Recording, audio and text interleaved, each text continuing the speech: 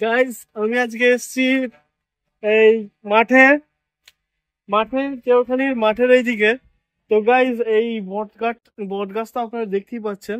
বট গাছটা বট গাছটা দেখাও। বট গাছটার নামে নাকি অনেক কিছু নামে নাকি শুনেছি, নাকি অনেক তোমার আওয়াজ আসে এখান থেকে। রাত হলেই নাকি একটু ভয়ানক কিছু হয়, ভয়ানক কিছু ঘটে। কিন্তু আমি এখানে দাঁড়িয়ে আছি, এখনো আমার সেরকম কিছু নেগেটিভ এনার্জি ফিল করতে পারছি না।